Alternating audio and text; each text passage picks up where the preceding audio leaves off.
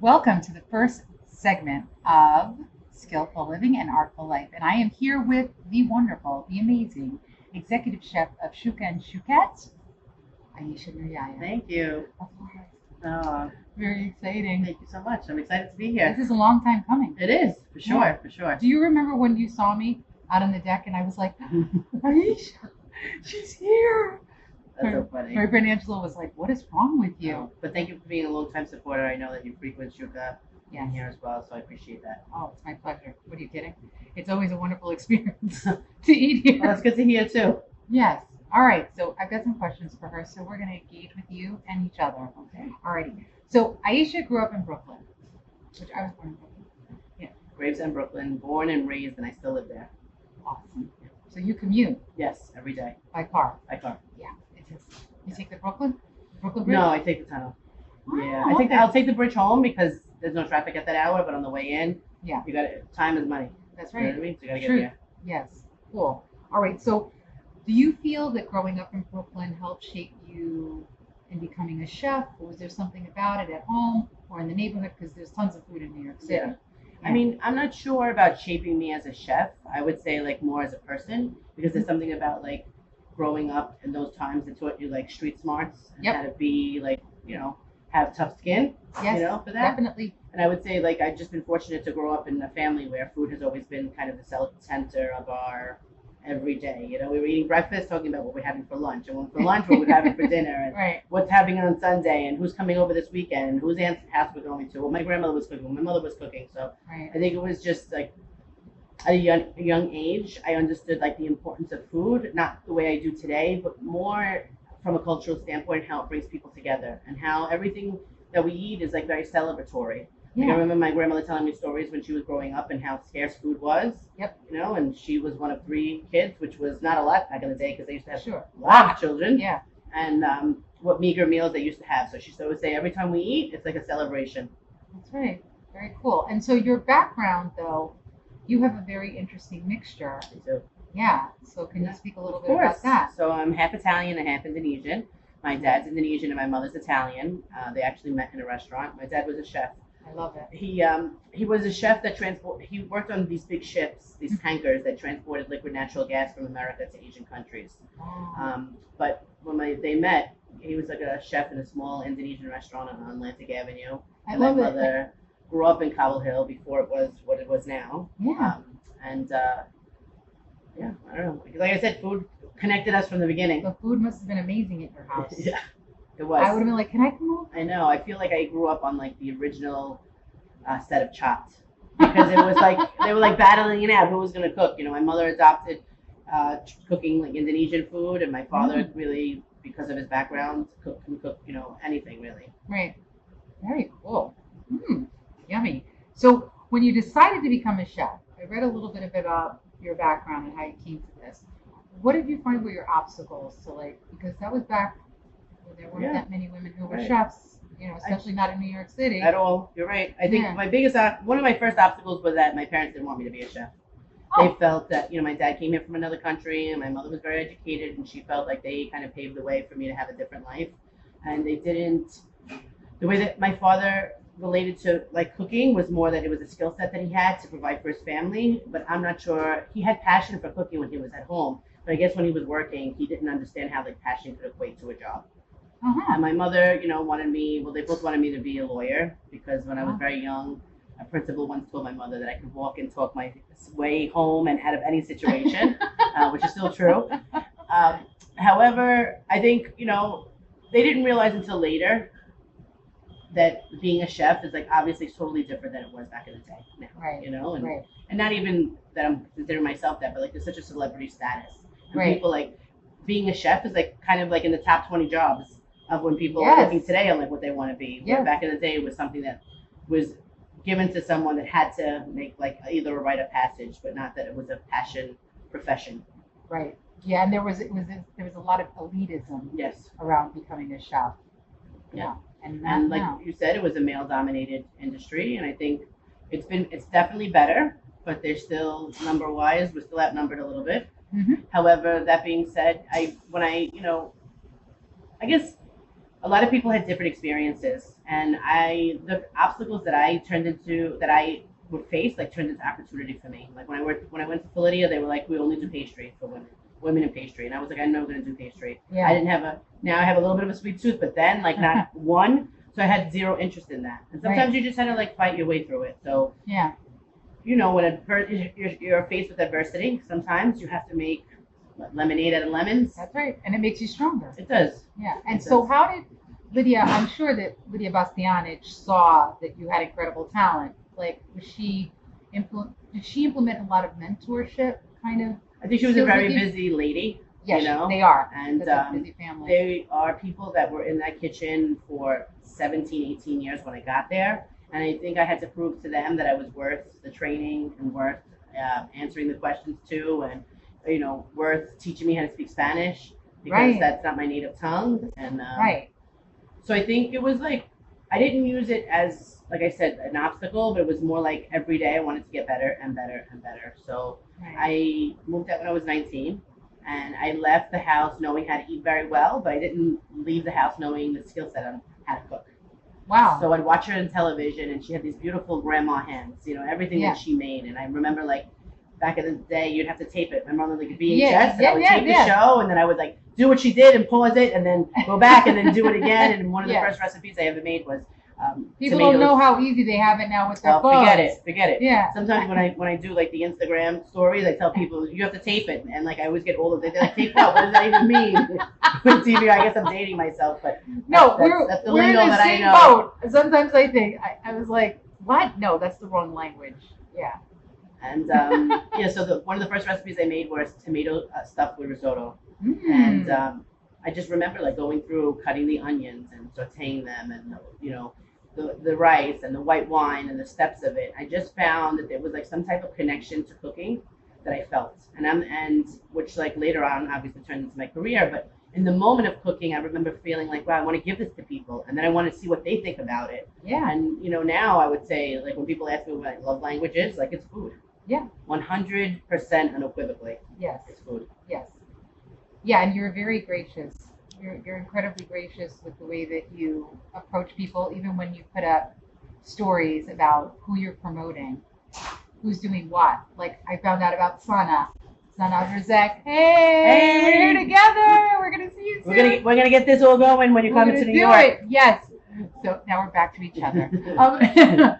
But that's one of the things that really drew me to you was you're so gracious. Like you're gracious with your time. You always bring people into the circle. Like, this is what you're doing with so-and-so. You're collaborating with this person. You're collaborating and you're promoting everybody. That's how I found out about Sana. You promoted her first book. And I was like, oh, I got to get that book. You know? So, which is great. So who else inspired you besides Lydia Bastianich? For cooking professionally? Yeah. I mean, I would say that she was definitely the catalyst, you know, to it. And I think that I've learned a lot from the chefs that I've grown, you know, in their kitchens. But I think the people that I'm really inspired of are like the grandmas in the kitchen or the people that are cooking everyday meals. Yeah. You know, I have this mantra of like when I travel, before I get to the destination, I always try to connect with someone that's there locally and have them like connect me with someone, their mom, their grandma, a friend of a friend. I don't want to learn from like a culinary school or from someone that's from staging in a kitchen, and there's nothing wrong with that. But it's really those, you know, we call them grandma hands. I mean, we'll eventually, Willie turn into like a grandma age, you know? Right. But it's not an age thing. It's like an experience. Absolutely. You watch the way that people treat vegetables, how they cut them, how they make simple things in a restaurant. They're clanking back there. You watch how they like I remember when I traveled to Israel to learn to make some bread. Yeah. Like they would like there was no measuring. Like it wasn't complicated. Yeah. You know, it was like water, yeast. We waited 3 minutes. She swirled it around. She took flour. It was like until it formed a dough, and she was like, "Okay, that's it." And I'm like, "How am I going to try to recreate that?" Is that where you learned how to make frenna? Yes. Oh, yep. Frenna. Yep. You haven't had frenna. Yes.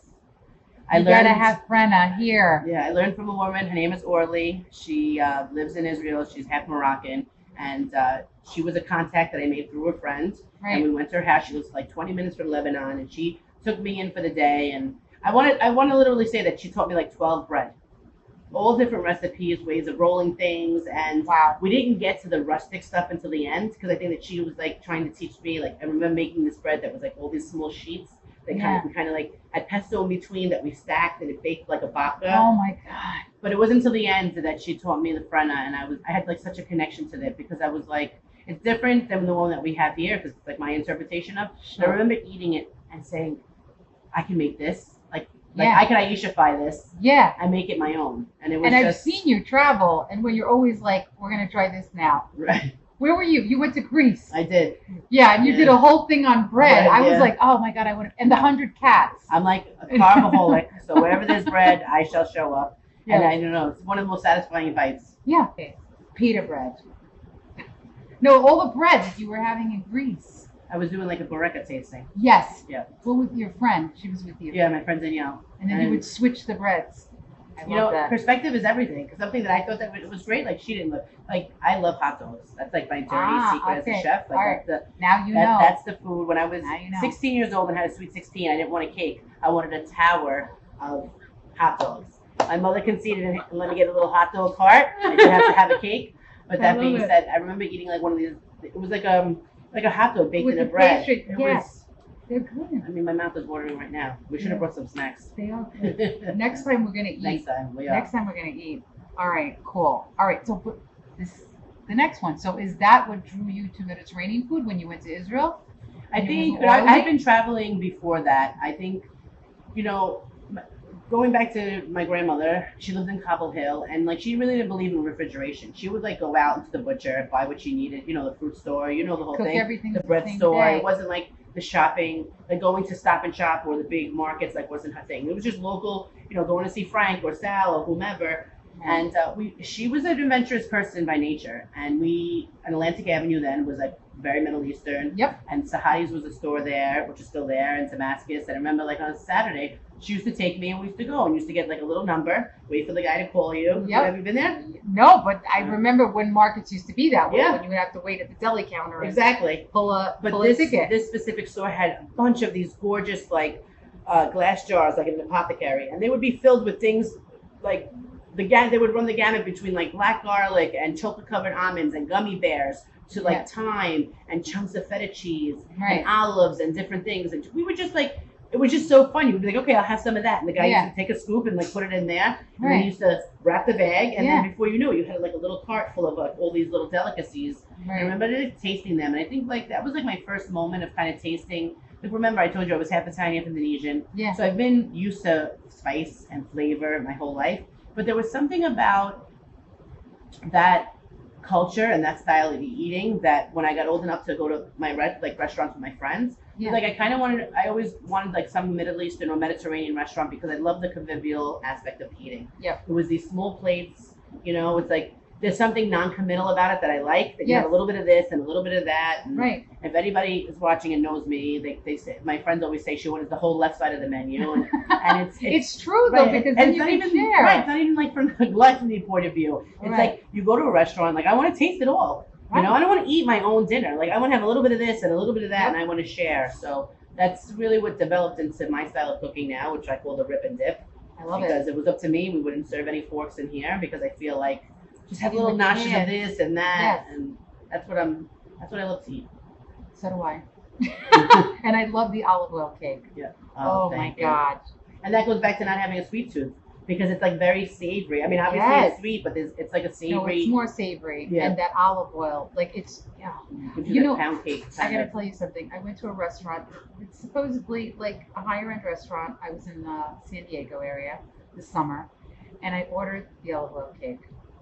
I was really disappointed, and I tell the waiter, please tell your pastry chef that he should check out Shuka, because that no, seriously, I did it nicely. I was very charming about it, but I said, if you want to make this something that people come here for, you need to go check out Ayesha's olive oil, because that, and then you always make it seasonal, which is another line of questioning that I want to go to is. Everything about the menu is about what's in season. And so how are you sourcing all this stuff? Are you sourcing it from local Yeah. growers. And So sourcing local is like really important. My business partner, Mark Meyer, was really the inspiration behind that. When I met him almost 10 years ago, you know, he spoke really about seasonality and supporting local farmers and not buying from big business and not buying commodity products. And you know, when you first start off, you learn to cook other people's food, right? You learn the restaurants, and there's something very convenient about being able to get broccoli all year round, right? Or asparagus all year round. But the truth is that if you start to eliminate the months that it's not in season and you taste it, there's a complete difference. Yep. And as you're in this industry, you realize like we're only a cog like in this wheel. And not knowing where your food comes from or knowing what a farmer does or how the food is getting to you, like as a chef, should be like almost like part of your rite of passage. Like you should really know that. So supporting local farmers, shopping in the green market, you know, listen, there's nothing wrong with supermarkets and I'm not deterring that, but for your own flavor profile or like sense of it, like don't eat watermelon not in the summer. Or tomatoes are a perfect example. Yep. Like if you're getting heirloom tomatoes from the market in late July, August, and then you're getting greenhouse tomatoes from the supermarket today, there's going to be a tremendous difference in the flavor of that, and it affects recipes. So if you're going to the store and somebody made that recipe and you know it originated in August and now you're trying to make it in February, it's not going to be the same. You're right. Like harissa. Yeah. Or shakshuka. Right. Shakshuka is the biggest one. Yeah, shakshuka is big deal. Yeah. And at it Shuka, tastes totally different. we have three different shakshuka recipes that we rotate out. This is real time, guys. Smack him. I'm just gonna smack him. Excuse me. Because we told him that we were filming, and he just doesn't seem to care. Well, how many people listen to what you? It's not you. I know, but it's her restaurant. Come on. He's fixing the ice cream machine. Without him right now, we won't have the mic drop. I know. Well, excuse me. Ice cream. Okay, what were we talking about? We're leaving this now. We were talking about the seasonality. Right. We have different shakshuka recipes. Right, you have 3 different ones. Yeah, because in the summer I like to do it with fresh tomatoes. Are you coming out with a cookbook? Oh, are you going to come the out with a cookbook is on its way, guys. We are in the process of making the recipe. I'm so excited. It will not be until 2026, which seems like a world away, but I promise you, it is a bomb. It's going to be an awesome book. It's geared to the home cook. It has nothing to do with me being a chef. No? It's about easy. Well, I mean that's part of the story, but the recipes are like easy seasonal recipes that you can replicate at home, and that are going to be as simple as possible, but bang, really, you over the head with flavor. I'm so looking forward to this, and I'm really looking forward to you having like, what do they call it? When you release your book. For the book tour? That. I don't know. It'll come. We're having a party. We're having a party. I'm totally going because she's cooking. I will be eating. And we'll be eating, and I'll bring the champagne because we both love champagne. We love it. We both love it. Okay, it's the perfect thing for a grape to turn into. Like, listen, I'm not. It is. Like wine and it's not that high in alcohol. Right. It's lower. It's also like champagne makes you like happy. Doesn't like really good champagne. It's like it's celebratory. Happiness. It like feeds the soul, and it goes very well with Mediterranean food. It does. It'll go with anything. It does. You know, I'm so surprised at the culture in America. Just like only like when they hear champagne, they think of like New Year's Eve, right? Or a birthday. Or rosés. You can drink it all year round. Yeah, all year round. You're right. Champagne is good 24/7. True. Take it from professionals. That's right.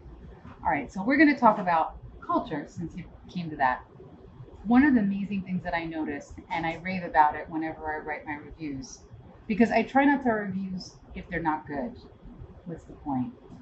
I only want to say what's great, and I always write crazy reviews because for me, when I eat your food, it is like an orgasmic experience for my senses, like for my eyes, my taste buds, just the touching of the food, all of it, the textures. And also what I've noticed is the culture, like Jose and Thalia, and everybody, like people know me. They're like, hey, you're back. There is a sense, even when the first time I came to Shukette, these people didn't know me from a hole in the wall. And everybody is just wonderful. Where do you find these people? Because people are finding it very hard to find staff in restaurant, even to work in stores these days. Forget about hand selling wine or anything like that. Like you can't find people that care about it. You're obviously drawing people to you, So what do you attribute the fact that you can walk into your places and you feel like you're home, I think you know, one and that thing, you're special? thank you. I think one of the most important things that I learned during the pandemic was hospitality starts within. Right. And maybe I have been practicing it, but the truth is that you have to have that from within. So we're always worried about like the guest is feeling and making sure that everybody's having a good time, which is really important. But the truth is that we have to worry about how our staff is feeling and if they feel connected to the mission and if they love the food. So like I've always really like when we opened Shuka, and like I came up with the feast. You know, don't think about it. It was like my version of a tasting menu, if you were. It was like inviting you to my house, right? Where you're 100% submitting that I'm going to give you food and you're going to enjoy it, and you're going to have this convivial style of eating that I mentioned before, and you're gonna really enjoy it. You don't have to make any decisions, and then it's easy. And I feel like that kind of like hospitality is what we try to like teach the staff. Is like it's not that we're inviting people into their homes, but that this is all our home, right? And we want people to feel that way when they come in. So I know what I feel like when I go into a restaurant and they remember me. You know, they're like, nice to see you, or nice to have you back. Like, it's a nice feeling. Wonderful. It's not about getting something for free or being treated a special way, but hospitality is about like that warm feeling. But you do treat people special, because I always get a treat that I'm not expecting. You're super VIP. No, all right, I'm just going to say this because I have to, because she posted something about fiori di zucca, zucchini flowers, which I love, and they're very hard to get them fresh, to get them ready to cook with. So, like where I live, I couldn't find them, you know. But I said, oh my God, I'm going to go there with my sister, and I can't wait to have this. What comes out while me and my sister are eating? This beautiful pizza and it had the honey drizzle, and I was like, oh, I'm going to take some home. There's nothing left. You have to order another one. Definitely. And I was just like, I can't believe that she remembered, because I DM'd you and I was like, are you going to be there? And you were like, nope. And I was like, okay, fine. But when I got there, and then Jose told me that you told him, make sure. And I was like, oh. She gets it. Yeah. So, but this is what I'm saying. This is what you get. It's just, but listen, that's why I was like, I didn't expect it, you know, but I was like, no. And that's when hospitality is at its best, when you don't expect it. You know? Yes. And it's something that's lost in our culture now. Yeah. It's very much lost. And I'm glad that you're keeping it alive. In a day and age where like technology and things are making things easier, human connection becomes more difficult. So the art of hospitality is getting lost in that. So trying to like keep that flame alive and keep it going, you know. And I think, you know, I'm very fortunate. I come from a really good family. I have my friends from kindergarten, first grade, fourth grade. Sustaining relationships is really important. And when you're in the kitchen, like it's a hard place. You're in, you know, you're elbow to elbow with the cook that's next to you, and you have to have like the trust. You got to build these relationships, and I think that's one thing that I've always tried to really foster in the kitchens. Is like it's just not the next person like next to you. Right. Like you want that person to stay. You want that person to feel part of the team. Yep. And you want them to also like love the food that they're cooking. Yeah. Acknowledge that they are people. They're not just workers. And I think that ties into the culture too. Definitely. Yeah, and you're on top of it. We'll try. We could only try. Yeah. So what do you think is going to happen with the restaurant scene here in New York? You know, that's a good question. I think that we've come a long way. I do. I think that there's still changes that need to be made, but I think that like fair wages, better hours, you know, more work-life balance is really important. I remember when I was a sous chef, like I worked 80, 90 hours without blinking an eye, and our sous chefs here really only work 50, 55 hours, not only, but you know, we're very conscious of it. And the more that you give someone a work-life balance, and that's not like everybody says it's 50-50. You don't, the percentage is different for everyone, because if you have a family at home, your work-life balance is different than someone that doesn't have a family at home. Yeah. But I think that, you know, just changes our industry. More females being recognized on top, you know, as chefs, and not having this thing where it's male or female. Yeah. Just like and you promote a lot of women. You support a lot of women.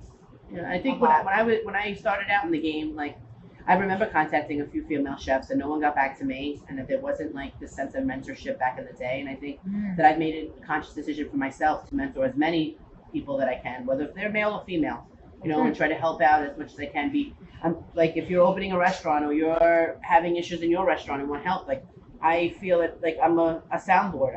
I've been in the industry long enough to kind of have seen at least everything once. Yeah. Even though I'm yeah. still surprised at days, but Yeah.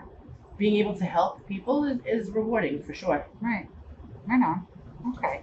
So that brings me to, I also noticed your packaging, like your to-go packaging, because I'm a big stickler about doing what we can to create as little waste as possible. I've talked about it in podcasts, just how much waste is produced. How are you mitigating that with like leftovers and all that stuff? To be honest with you, we use a lot of analytic data when it comes to like leftovers. Like if we use a Resi as a system to track how many reservations we have. Thank you. Yeah. And so we kind of prepare like in that realm. And you look like over week after week, like the things that kind of sell. So when it comes to leftovers, we really don't have a lot of perishable items. You know, we try to deal with as least waste as possible. Yeah. We use whole animals when we bring in lamb. So like there'll be 3 or 4 different types of way that we prepare lamb in order to use all of the lamb. Right. And the same thing with vegetables. Like we're using celery. I don't know why I brought that up because I actually hate celery. But like the outer stalks go into certain things. The inners might go into a salad, right? In the leaves. But just because we have like celery leaves in the salad, I don't buy all the celery just to have the leaves. Like it's a byproduct of it. Right. So just being conscious of going through menu format, seeing how we use food, and doing our best not to create waste is really what we try to do. Yeah, I noticed when I was waiting for a reservation the last time I was at Shuka, everybody was having their meal family style. Right. Which you don't see that a lot either, where staff is having family Sit meal down. between shifts and everybody's sitting down and eating and just being together. And I was like, that's so nice. Yeah. Like Well, we try. Like I said, that's part of the culture of the old restaurant. School. It is. Yeah. It's also probably like the only time of the day that they get to sit down and talk to each other. Right. Excuse me. Busy. Before it gets busy. Yeah. So it's kind of nice. You get a 30-minute reprieve, eat, Enjoy your fuel food. up, enjoy, Yeah. get down to business. Right on. Okay, so that's fantastic. Now, lastly, this is one of the things that was the clincher for me. Although I did tell Jose, what is Jose's role?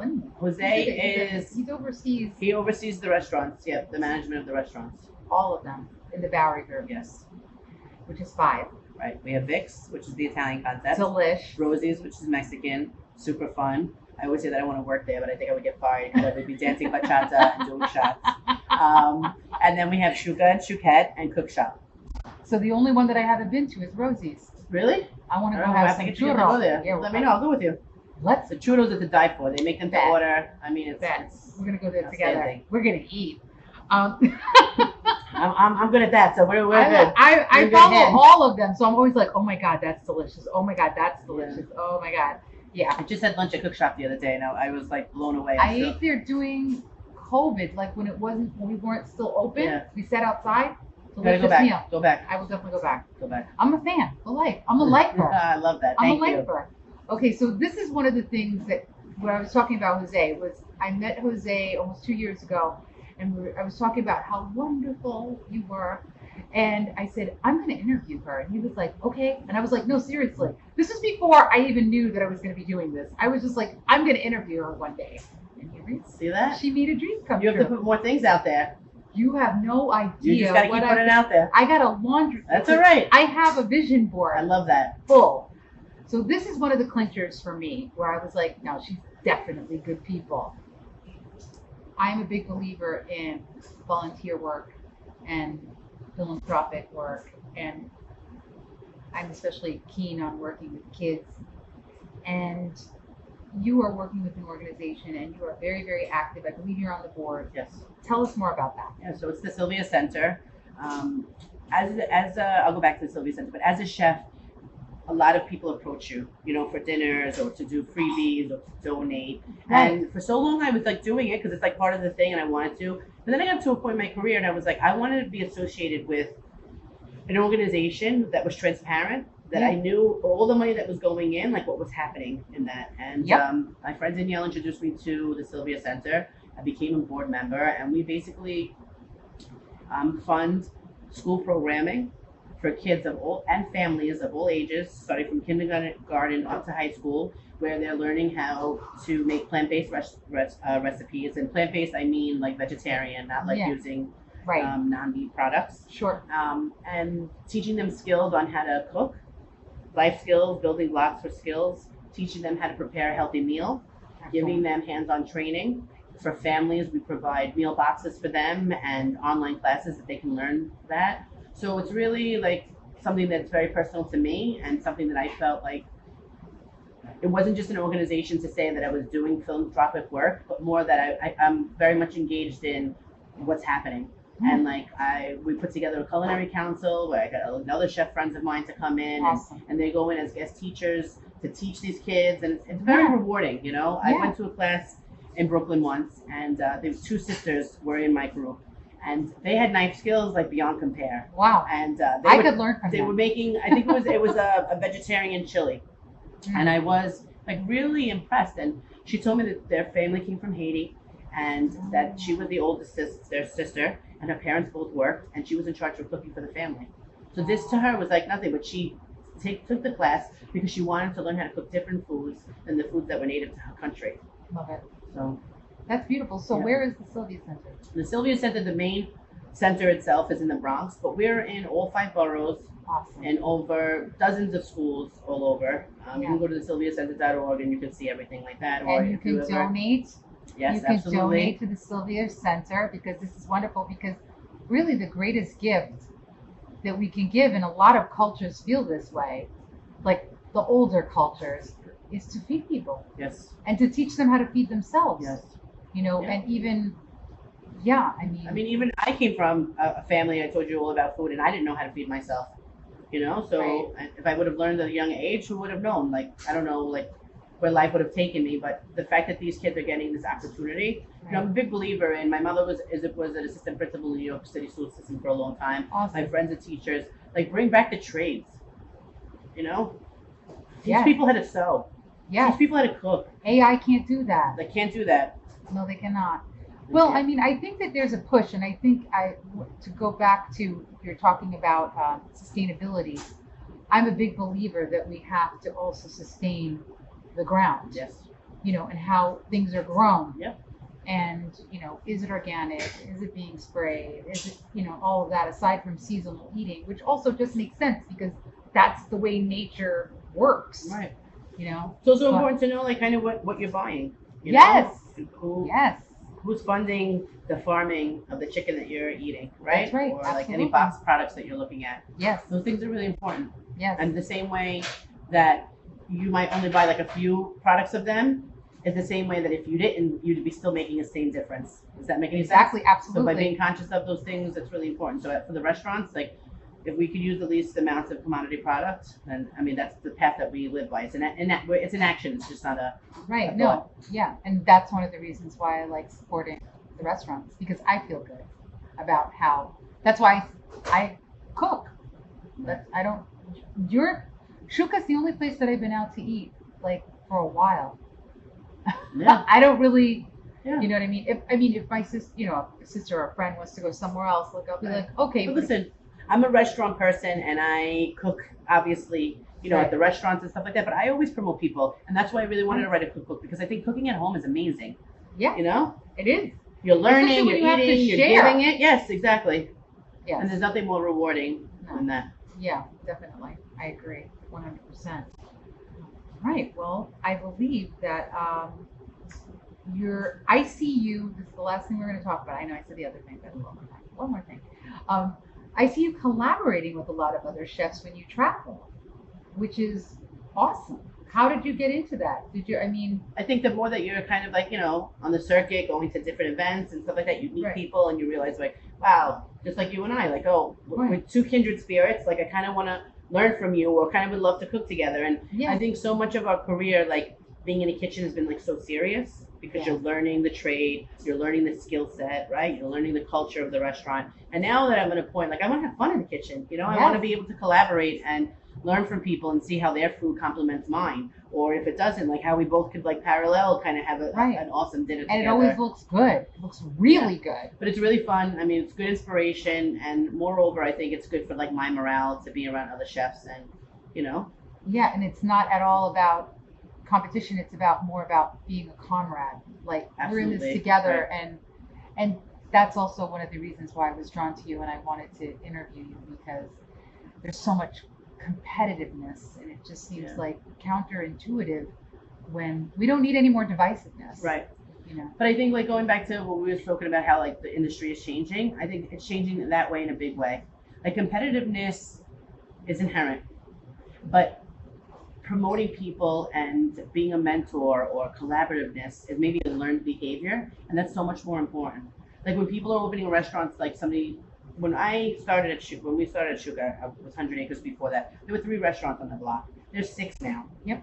You know, to me, the more the merrier. Because if you're waiting for that restaurant, you can come to Shuka, have a drink, and wait, and be like, oh, I have to come back here, right? And then you maybe like forge a relationship and create a new regular at your restaurant. Right. But I don't believe in competition like that. And I think like part of like collaborating with other people like promotes more business in that way. People get to see you. Like if somebody invites me to cook in their kitchen, like they're exposing me to their customers, right? And to a different demographic that I may not be able to do on my own. Right. So That's true. yeah, I love it. And I love seeing you on TV. Oh, thank you. Yeah. I'm Seth trying. Meyers was fun. When Yeah. you were like, cheersies. with the We're going to do cheersies at some point. We with are, some we are. champagne. But thank you so much for Oh, your thank time. you, thank you. This is, she's great. I know She's you're great. seeing it on her viewers, but if you're seeing this on my channel, you have to subscribe and go onto her. I see her Instagram. It's like soulful. She runs the gamut of showing like animal pictures to life pictures and the earth and just like really good content. And Yeah. you're very inspiring to listen to. So Really? yeah, and this was really a thank you. pleasure and honor to I didn't be even know you interviewed were by watching. Of course. Thank you. Yes. I'm going to give her a hug. Yes, Yes, hug. yes. She's a great hugger. She's a great hugger. I love hugging. More Me hugging. too. More hugging. That's More what I was love. saying. More, yeah. I know touching is a big thing now, but I'm a hugger. That's why I always preface that to people, because if I meet someone I know them, like I want to. That's like a connection. Yeah, I agree.